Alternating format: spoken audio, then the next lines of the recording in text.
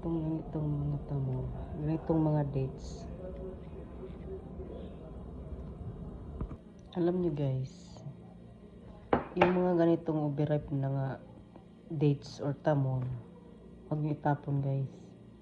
Dahil kami, ako nung maliit pa yung mga alaga, ito yung pinapakain nila ng mga baby pa.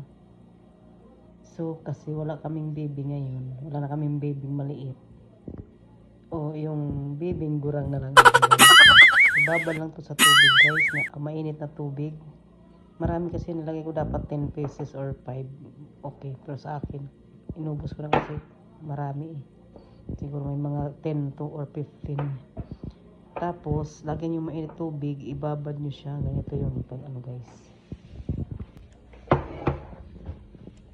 Bawal nyo siya. Lagyan yung mainit tubig.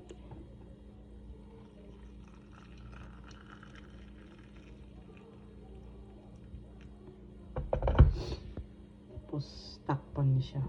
Ito na yung binabad kong dates. Ngayon ko palang mapiga. Ganun nyo lang guys. Smash nyo lang.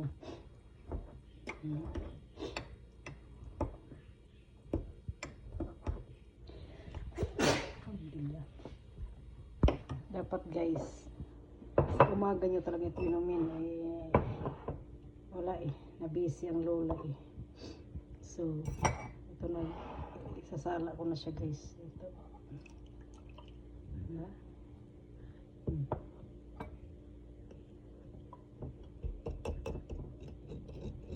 Ito yung pure juice. Dati kasi guys, hindi ko sinasala siya. Basta inumin ko lang siya dito. Sala ko lang sa dila. Pero masarap guys. Masarap. Masarap na ito. Pagising talaga sa umaga. Diba mag-inom ka muna ng maligamgam na tubig. Tapos isunod mo ito siya. Promise. Kalimutan mo na gurang ka na pala. Charo. Smash. Press nyo lang ng ganyan.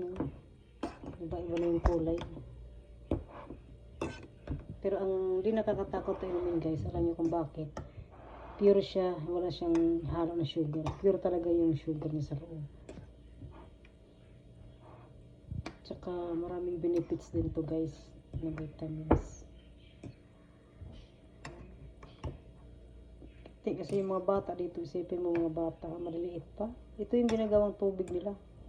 Nilagay sa dede.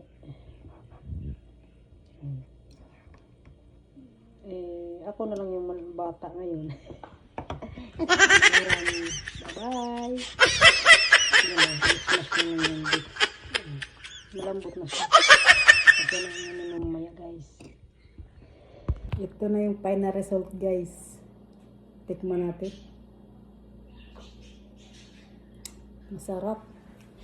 Alam nyo, gawin nyo ito kabayan. Lalo na dito sa Middle East. Marami tayong tamur or dates. Kaya gawin nyo na to. Mas okay pa ito kaysa juice na ano. Mas okay to.